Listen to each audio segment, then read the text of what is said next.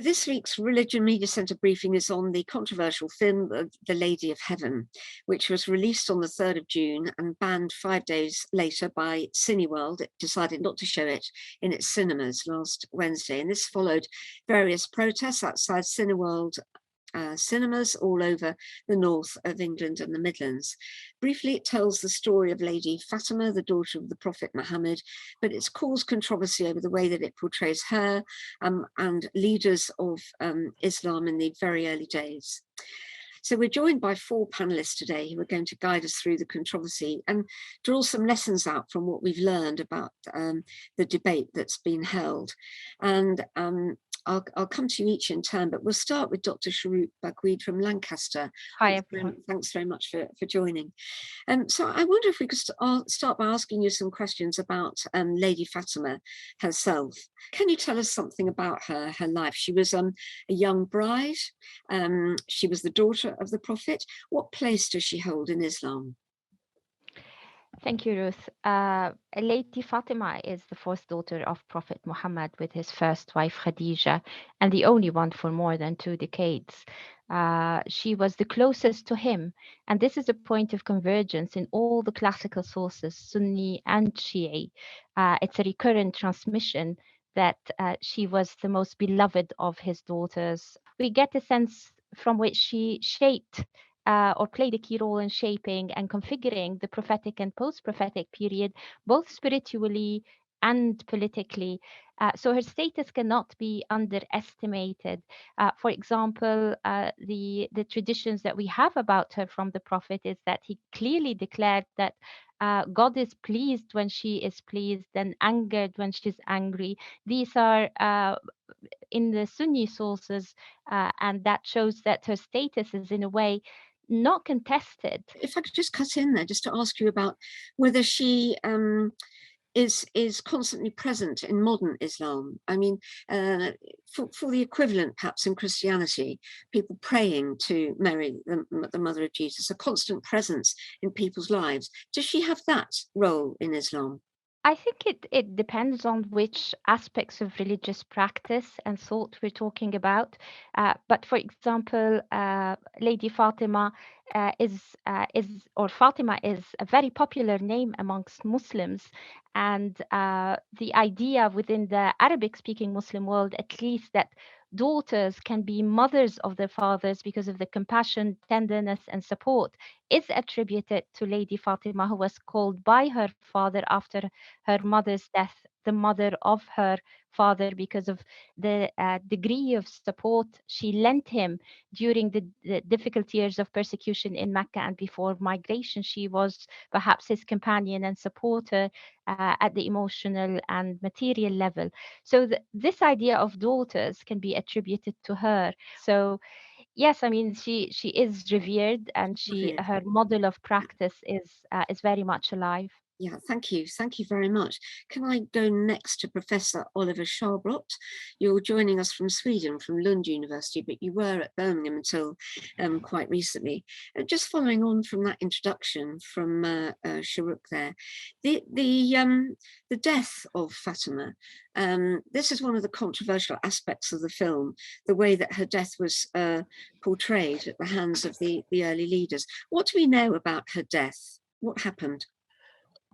Well, I mean, I suppose the sources are not entirely clear of that, and different schools of thought have different readings around the circumstances of her death. I mean, obviously, we're talking here about traditions, conflicting accounts. So I think sort of measurements of historical accuracy or what actually happened are a bit problematic.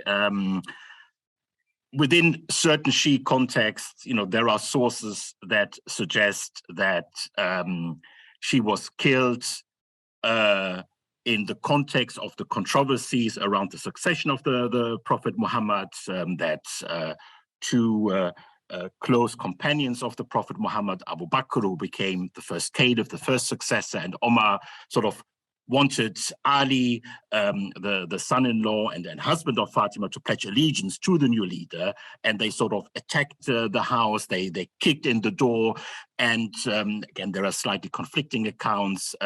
She was apparently pregnant at that time, and the attack on the house and she being sort of hit by the door led to a miscarriage.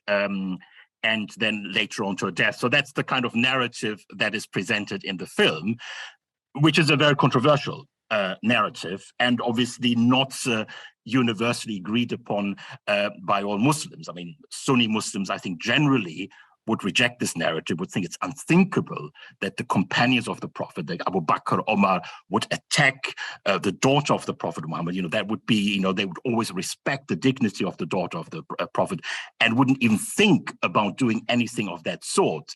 So there's a complete rejection. Within a Shia context, I suppose there are three, again, to simplify things, three broad views. There is one minority group, if you like, that agrees in a sense with the Sunni reading, says it's impossible that this, has happened. This story is a fabrication. It's unthinkable. Even the closest companions, regardless of what their stance towards the question of the success of the Prophet would have been, they would have never attacked her. So there is, a group saying it's not true. Then there is the majority group that would say, okay, we have conflicting accounts, but let's not talk about this. It's a very sensitive, it's a very controversial topic. If this is raised, it creates sectarian tensions, animosities. Let's not touch upon this issue. And then there's another minority view, and I think the makers of the film, Yasser Habib, as the scriptwriter, represents this. Says no, it's a true story. This actually happened, and we need to talk about this. The world needs to know about this. Now, the motivations behind him, he has obviously, Yasser Habib has a long history of stoking anti-Sunni sectarianism. He's from Kuwait originally, was a very controversial figure in Kuwait and had to leave Kuwait because of his activities, and is now based near London, and has been very active on YouTube, on social media. And he's a controversial figure among Sunni Muslims, but he's also an extremely controversial figure among the majority of Shia Muslims, who see him as a fringe figure with fringe views on these very, very controversial issues, and who exploits these contested events, these contested narratives about what happened after the death of Muhammad to, I suppose, promote himself.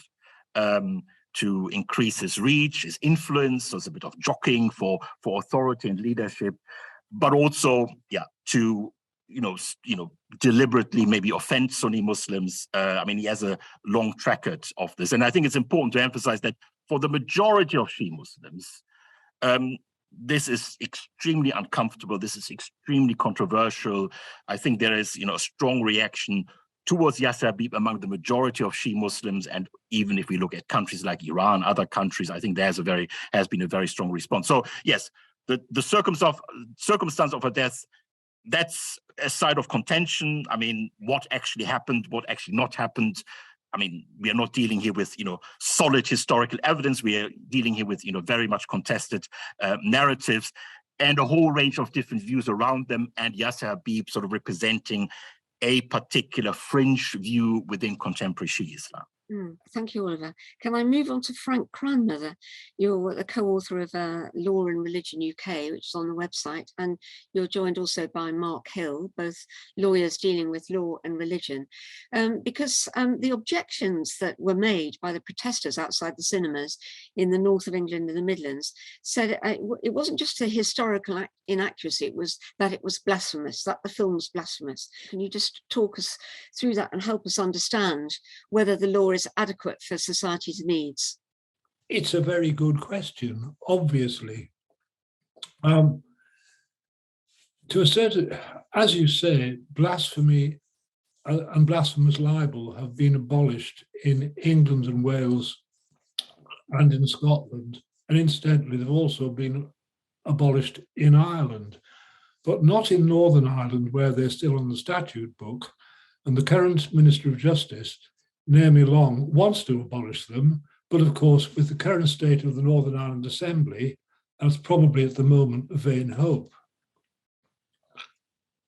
The problem is, it strikes me, there are two clashing rights here. One is the right to freedom of expression, and the other is the right to freedom of thought, conscience, and religion under the European Convention of Human Rights. It's a very, very difficult line to tread. There was a Northern Irish case a few years ago in which a preacher posted a sermon online in which he was, to my mind, incredibly offensive about Islam, which he said was from the devil. He was prosecuted. He was acquitted on the grounds that, although his words were offensive, the district judge didn't think that they were grossly offensive. Now, the question is, where do you draw the line between offence and gross offence? And there's no clear guidance on this. I think that the overall feeling among the judiciary is that people do not have a right not to be offended, but the point at which offence slops over into hate speech and incites people to do things which themselves are criminal is a very, very difficult line to draw. So a particular question to Mark then, do we need to expand the law, change the law in view of the fact that within Islam, blasphemy means something different, or is something different than for Christians? Well, can I answer that by perhaps taking something of a historic perspective and recognizing that the way in which individual governments respond to what we would call for shorthand blasphemy varies the world over. Now, it's fair to say that within the jurisdiction of England and Wales, we have for many years had a uniquely English resolution. And that is that for generations, we had on the statute books an offence of blasphemy. And as Frank hinted at his comments a moment ago, that offence only ever protected the Christian religion. And specifically, it only ever protected the faith of the Church of England as a subspecies of the Christian religion. There were very few, if any, prosecutions in recent years. So the offence became largely symbolic. And what it symbolized was that within civil society, restraint ought to be exercised in the comments one makes generally about a variety of religions, not merely the Christian faith. Now, when the offence of blasphemy was abolished, in a sense, the abolition was just as symbolic as its previous retention, but being unused. And the symbolic effect of its abolition was to create a free-for-all. You could say what you liked, when you liked, in relation to any religious faith, on the basis that the law and the new law regarding religious hatred exists to protect believers, in other words, public order matters to prevent them from injury of some sort, rather than to protect the beliefs, the core doctrines of the faith systems themselves. And into the legislation, which created the hate crimes and acting in a way which creates religious hatred, was a specific defense of ridicule and mocking, acknowledging that it's part of the English way to poke fun at the Christian faith. It always has been. And it was a number of famous comedians who lobbied for that particular defense to be written in. So what we now have is a situation where there is no law that protects religious beliefs, but there are religious hatred laws which are very difficult to launch a successful prosecution, which guard against comments designed to create religious hatred. And the effect of that is that there is no real protection for religions themselves. So what we've seen in this recent factual situation, and forgive me, an hour ago I didn't even know I was going to join you on the panel, so if my knowledge of the background isn't complete, but in effect, what the protesters in relation to this film have resorted to is a self-help remedy outside the law. They have intimidated the filmmakers, they have intimidated the cinemas, and they have intimidated others into suppressing the film. They've not used any form of legitimate restraint. They've not used any form of legitimate objection. They've simply used coercive and quite dangerously coercive tactics to achieve what they have done. Now, can I just give one example of a recent event concerning the Mormon Church? It's widely known that the Book of Mormon is a musical which has been running on the London stage and elsewhere, which unashamedly ridicules the Church of Jesus Christ of Latter-day Saints, and many regard it as offensive. Now, interestingly, the response of the Mormon Church, the Church of Jesus Christ of Latter-day Saints, was not to picket the theatre, was not to make aggressive demands of the producers of the play to pull it from the West End stage. Instead, they put large advertisements on London buses, inviting people to come to Mormon places of worship and to experience what it was really like, as opposed to the version portrayed on stage. And they even went so far as to take out full-page advertisements in the programs that one took at the theatre, indicating that not all you see on the stage is necessarily correct, and suggesting those that with a genuine interest in the faith might want to come along to the church.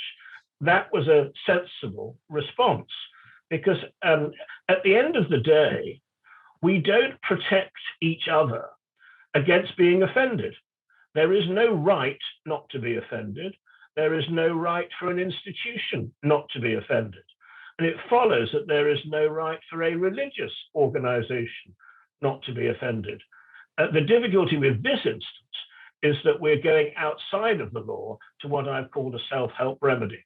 Right. I'm sorry, I've spoken for longer than I thought. You may want to come back on that. Thank you, Mark. I would like to bring in Musharraf Hussain, who's joining us from a service station, having pulled over just to take part. So I'm going to come to you next, Musharraf. Tell us about the statement that you produced with the other leaders, and what you think about what Mark has just said, that this was a self-help solution to something that isn't protected. First of all, good afternoon, everybody, and assalamu alaikum. Peace be with you all. Ruth, thank you for giving me this opportunity. I think the response from the Shia community, particularly their scholars and organizations and authorities, has been really very positive. In fact, the Shia ulama, even last year when the film was being made and they heard about it, had issued a very clear statement condemning it and warning and telling their people not to take part in it or get involved. And because it is actually incendiary, it is completely inaccurate. Even the Shia sources do not accept any of those historical records. But more than that, the motive, I think, in a case court, the most important thing the judge wants to know is what was the motive behind it, because that would either make it a murderer or a homicide. So there's a difference here. The motive of this man is well known, only one, to sow hatred and discord and to create a strife and conflict and civil war amongst the Shias and the Sunnis. Mm. There was no other intention this man had. It wasn't about informing any historical fact. The filmmakers say it was to show how you could be peaceful despite provocation or despite oppression. That's what they say. Well, I mean, you couldn't be any more naive than that when you are beginning to see that after almost 25 years of civil strife and conflict between the Shia Sunnis in the Middle East, now we were beginning to see people were really getting tired. And this is normally what happens after 25, 30 years. Wars, we've had those in Europe, many of them, 25, 30-year wars, the Cold War, the 30-year civil wars here. Yes, it's a human madness which happens, and then people get tired of it. We were beginning to see that. This was about rekindling that hatred, and that is why the intentions were wrong. Not for a moment we accept that. Now, the Shia clerics that we have met over the last 2 weeks have categorically said this is not what the Shias believe or preach, and the Ayatollah Sistani has repeatedly said that he doesn't believe in any of those accounts. Furthermore, this is a very racist film, very racist film. It was again intended to show that racism. Everybody knows that Umar and Abu Bakr were not Afro-Caribbeans, or they were not blacks, okay? And to portray them like that, again, to incite. Secondly, the Prophet has never been depicted in films before. This, of course, is not only blasphemous, but very, very rude and totally unacceptable. It was computer graphics. You don't feel that was acceptable as a way round it, if you like? I think, those are secondary things. I think what is really important, Ruth, is the intention behind this film, and that was only one. How could we reignite hatred amongst two big communities who've been through so much suffering? And that is what we've got to really we are against. I haven't asked for banning of this film, although it's being banned in most Muslim countries. But I've never asked for it to be banned. All we're saying is we condemn it, and we must condemn anything that incites hatred amongst human beings, any human being. What do you make of the protests then, Musharraf? Were they right to go ahead? I think they're good attempts by decent Muslims to stand up for their right and to make sure that we don't create that hatred. Because, if you look at some of the people who've seen it and the sort of comments they give, they're already incendiary, they're inflammatory, they're very dangerous. And if this became on a bigger scale, we would certainly see some very ugly scenes around it. So I think that's why, yes, I'm very happy that Muslims are protesting peacefully outside the cinemas. And I can see also the decency of a lot of cinema owners to say, yes, we won't show it. So I know that you haven't got long in this. I would just like to ask you one final question, and that's about Imam Qari Azim. Because Imam Qari Azim wrote on his Facebook page that he also agreed that the film was controversial, he disagreed with it. I've got the exact words somewhere. He didn't use the word condemned, but he disagreed with the film. And then he was sacked by the Department of Levelling Up and a public letter that they put on their website on Saturday night. Something he said, we have invited him, by the way, but he's not on the call today. And he said he had no formal warning, no contact with him at all. He was told by the media that he'd been sacked. And now I know that you know him. Have you discussed this with him? And what is your reaction to what happened? I've spoken to him. I think he's very saddened by it. He's really disturbed by it, very distressed by it, sadly. I think, on the other hand, I think many Muslims knew that it was coming any time, because this is a callous government, sadly to say that. With regards to Muslims, it has no space for them, no place for them. And he himself hasn't even received his brief in the 3 years. He hasn't been once invited to be told what it is. Just a title. It just shows you how wretched. And just look at, the Prevents report again by Sarah Khan, a person appointed by this government, has condemned it. And what's the reaction? Not bothered. Boris is not bothered. Thank you. I will say we invited the department to put forward a minister, but it won't probably surprise anyone to know that one was not forthcoming.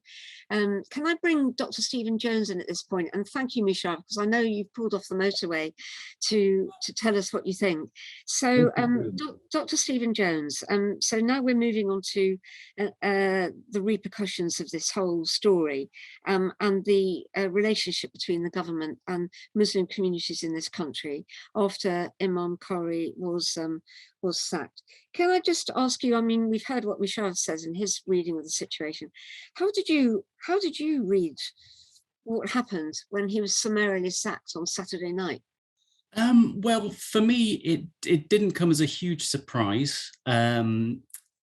It almost feels a little bit like a pretext rather than a justification. To give some of I mean, Musharraf's given his view. I'll try and give a bit of this historical context for this. I mean, under the last Labour government, there was sometimes very close relationships between Muslim organisations and the state at local and national levels. And that was criticised in many quarters, sometimes for good reason. Organisations like the MCB and the government having a very close and well-embedded relationship.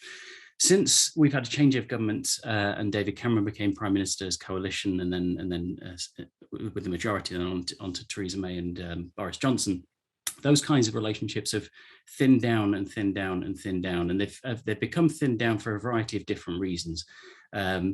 Sometimes it's to do with the way that extremism legislation has been put forward, and the idea that the government should engage with what it calls non-violent extremists. So anyone that holds some kind of a non-liberal view, it views as being on a kind of pathway to extremism, and therefore sort of persona non grata as far as the government's concerned.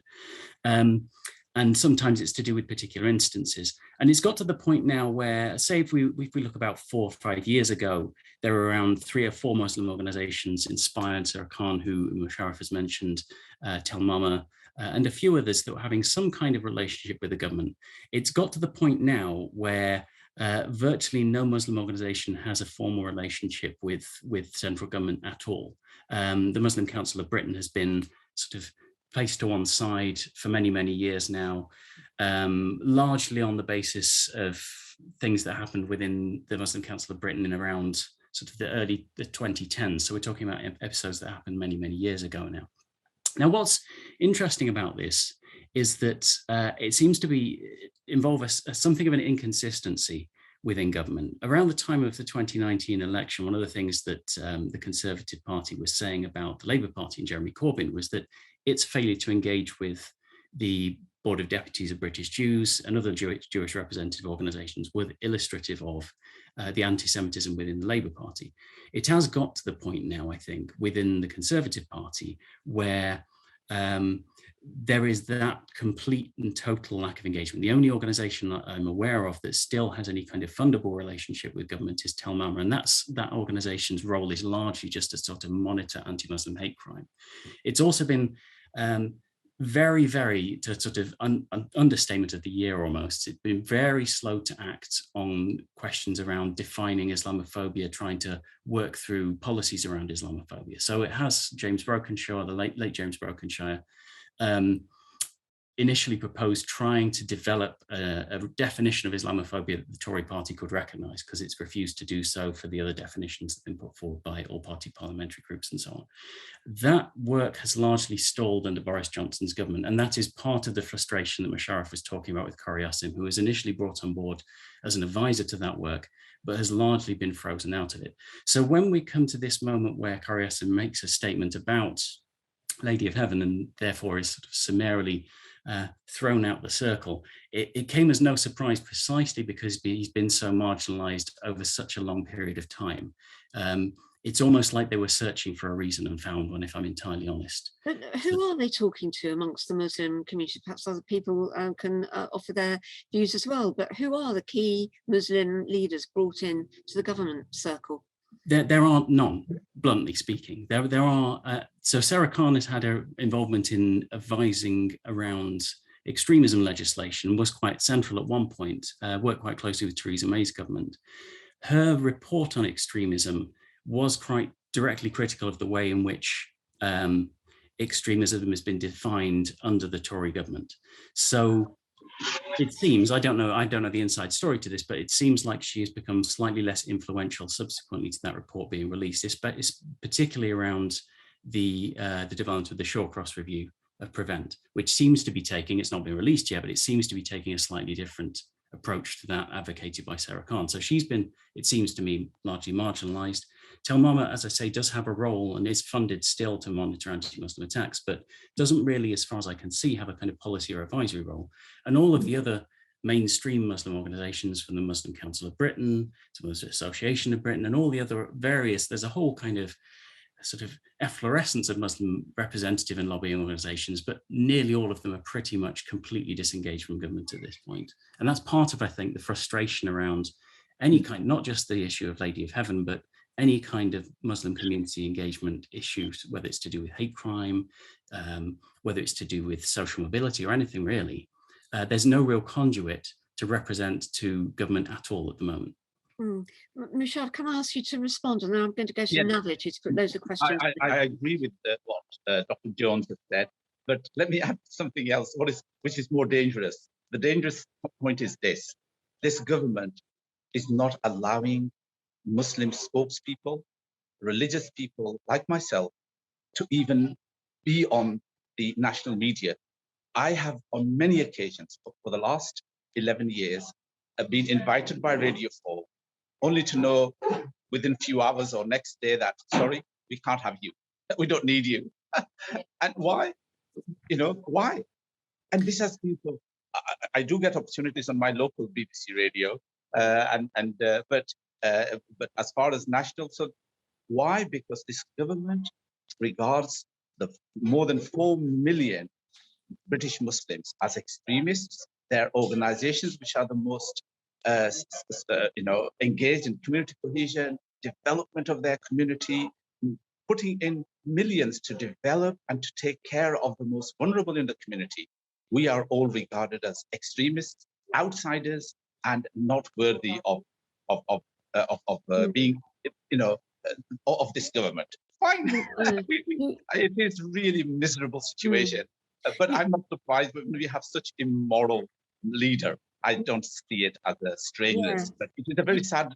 It's a very sad commentary on a wonderful country like Britain, which has always echoed being a moral country. Yeah, you and I have had these conversations about your invitations on the media, and that there are lots of reasons why interviews get biffed at the last moment. But I hear what you say. You said it again, so there we are. But 10 times in the last 11 years. Okay. How could that be coincidental?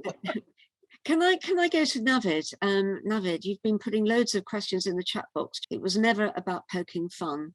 This thinking has migrated over here and was tested overnight when the Satanic Verses was published. But today in our social media culture, it's driven by Muslim grievances, as many Muslims see it. Muslims feel that they are left unprotected from being offended, and this is a confusion over how laws of protection work. So, I mean, Mark, whether you'd like to come back on that. Muslims feel they're left unprotected from being offended, unprotected by the law. Surely that's not the place where they should be. Well, in a sense, none of us is protected from being offended. It's not that there's discrimination against Muslims. It's just that the confection of English law since the abolition of blasphemy and the introduction of these public order related offences is that we cannot defend ourselves from being offended. The previous speaker has spoke about all those people who are protesting outside the cinema are doing is standing up for their rights. I would love him to identify which rights he claims they're standing up for, because there is no right not to be offended. I can quite understand why a peaceful protest designed to encourage the distributors out of common decency not to show the film is entirely sensible. But elevating that to the level of making threats against people and their families unless they take certain activities is corrosive to society. Can I bring in Dr. Shukut Naguib again? I don't know if you have a comment from what Mark was saying there, his response to the protesters. Thank you, Ruth. I just put in a comment asking if the right to protest is still available to people in this country. I think that there is a conflation of issues here that I find problematic. One is the right to be offended is not the issue, but the right to be protected from hate speech, from speech that could be divisive. This is part of English law. And the right to protest when there is what is perceived to be a crime. Let's not say blasphemy. Let's not get distracted by the technical terminology. But the protest here was more about what this film is going to do within communities. It wasn't just about the content of the film, but about the perception that the film is going to be divisive, exactly as Dr. Musharraf has said. That in itself is the right to protest that is protected within this country. What I find problematic is that as soon as there is a Muslim voice about a particular issue that is controversial, the blame is always put on the community, on the Muslim community, as being divisive, when in fact it's the community is protesting the divisiveness of that of whatever the issue at hand is, whether it's a film or a book or something else. So in a way that is implicit Islamophobia, that is always representing the Muslim community and its actions as problematic and controversial. We know that, for example, Prevent could be falling short of the law, could be undermining the law, but because it's the government that's protecting Prevent, despite the fact that much research, including the book that you have launched for us, Ruth, does say that Prevent has consolidated and reinforced negative stereotypes of Muslims, that could be in a way interpreted and understood through hate speech. But of course, because of the government support for it, it's very hard to push back against it. However, instead of taking the government to issue, instead of looking at public discourse, instead of looking how the media plays up to the general negative stereotyping, whenever there is an issue, it's the protesters, it's the communities, it's the Muslims or the Muslim voice that's being problematized and pathologized as dangerous to society. That's what Mark was saying. They are dangerous to society. They undermine cohesion. Thank you. Oliver, would you like to respond to that? Yeah, I think I just want to reiterate that. I think, yes, I mean, if there are cases of intimidation and violence and so on, that's another story. But the right to protest, is protected. And I think people have the right to protest and say, we are offended by this or we reject this. And I think that is not the issue. And I think there are clearly double standards, as Shuruk said, in terms of how these grievances are treated in the political and public discourse when it comes to Muslims as compared to other minorities communities. I think what is important is, we're talking about a minority community, which, minorities are particularly vulnerable. And they need, in my view, particular protection, because majorities, they take care of themselves. But we have human rights to protect minorities. And I think that always, it always is reduced to, it's an issue of free speech. No, it's protecting, minority communities who are anyway, in various ways, in a very vulnerable position.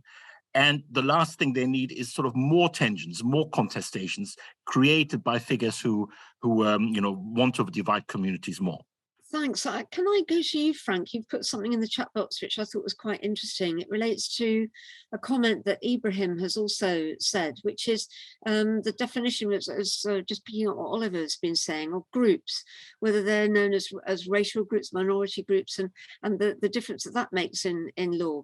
Could you just explain what you were saying in the chat box and take in Ibrahim's point, please? Well, my understanding is that Jews and Sikhs are still regarded as racial groups for the purposes of English law, not just religious ones. To the best of my knowledge, they're the only two racial stroke religious groups that are.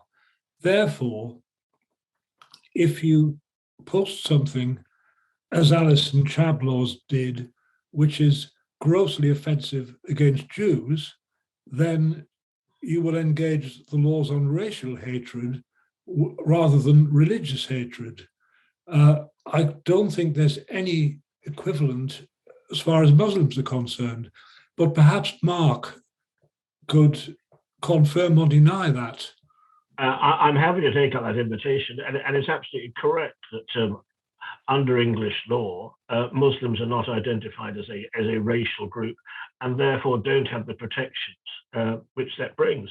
It was hoped that the offences relating to religious hatred would give equal protection to religious groups as it has to racial groups, but that hasn't been the case. Yeah. But there is a real difficulty here, and the last thing I want to be, and to be forced to be, is to become an apologist for the ghastly Boris Johnson and his odious cabinet and odious government. Their attempts to do away with the right to protest are hugely reprehensible. But I can only comment on what the law is and not what the law ought to be. And at the moment, there is no right to be protected against hate speech. At the moment, the prevalent right is the right of free speech. And I entirely sympathize with previous speakers. I would love, in the interest of social cohesion, for far greater respect to be paid towards minority groups. But at the moment, the law doesn't do it. And I also suspect the law is too blunt an instrument ever to do it.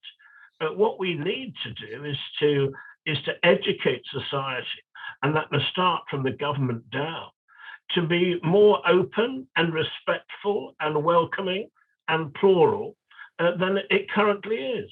Because the inevitable bias in favor of the majority, it always disadvantages the minorities. And a civil society should be judged on the quality of life and the respect which it affords to its smallest and most vulnerable minorities. At the moment, we're falling very far short of that. Thank you, Mark. Can I give the last question over to Amadou Bassi? Yeah, I've just mentioned in the chat box there, I'm a journalist working in the West Midlands, a Sikh by birth. And this reminds me of a story I covered back in mid-2000s where there was a play put on which the Sikh community, or a section of the Sikh community, protested about. It was a play that was set in a Sikh temple. The play featured somebody being raped in the Sikh temple. And some of the Sikh community's response was, well, these things just don't happen in Sikh temples. You know, rape doesn't happen. And the playwright, a lady called Gurpreet Bhatti, was hounded and death threats. And eventually the protests turned quite ugly at the Birmingham Rep. There was some violence, police were called, people were hurt. Ironically enough, no arrests were made. But I remember at the time when the theatre decided to stop the play going on, they said the reason we stopped is because the police have advised us that we can't carry this on because they can't guarantee the safety of the theatre goers, which, you know, maybe I'm being a bit simple here, but made me think, well, what are the police for then? I mean, if it's a matter of law and order, a play has gone on, there's nothing illegal about the play. The violence that's going on is going on outside in a public place, which the police should be protecting. Surely it's a simple matter of law and order. How can the police possibly say we can't guarantee the safety of the theatre goers in that respect? If you enlarge it out, they can't guarantee anything they do in that respect. They can't guarantee any of our safety. So for me, again, maybe I'm looking at it very simply. It was just a matter of law and order. Why can't the police carry on patrolling and arrest people who are being violent and, you know, put the religious side and the free speech side to one side? If the reason that these cinemas are deciding to close down, which from my understanding is because they say we are afraid for the safety of our viewers, well, that's a police matter then. What are the police doing? Yeah. Surely some of the argument here and some of the response should be, well, hang on, if the police said, no, we can, you know, we understand this is a major feature of our societies, you know, we're here to protect free speech. That's a major, you know, part of our society. And if they can't do that, then, you know, I think that's the first thing that sort of strikes me is it's a law and order issue. Where's the police on this? Why aren't they in the conversation? Yeah, I haven't heard any comment from the police, in fairness, or quotes even in the progress of the story. Can I leave that as a final question? Could you leave the final word to Stephen Jones? Because the picture you painted earlier was quite alarming, actually. When I asked you who are the Muslims in the government circle that they're speaking to, and you said there aren't any. Where do we go from here? Good question. I mean, I can make various suggestions. I'm not sure I'm too optimistic about many of them. I think what needs to happen and what the government has promised to happen is some kind of development around how it starts to recognize Islamophobia, which is distinct from this issue in some respects, but it does have relevance in the sense that it clarifies what is and isn't acceptable to say and do in relation to Islam and Muslims. But at the moment, there's just nothing there at the moment. So I think simply just following up, even on the bare minimum that it set itself of defining Islamophobia in some kind of way, following up on the Singh inquiry, which was the Conservative Party's own inquiry into Islamophobia, and just making the steps that it's promised to make would be a good starting point. I mean, for what it's worth, I think it is indefensible now that it has no kind of contact with groups like the Muslim Council of Britain. There's very little justification for it now. So that would be one meaningful step, but one that I'm not entirely optimistic about it happening. Thank you. And thank you to all our panelists today. It's a wide-ranging, very interesting discussion, and I'm sure we will come back to this in future sessions. So thank you again for your time, and look forward to seeing you again.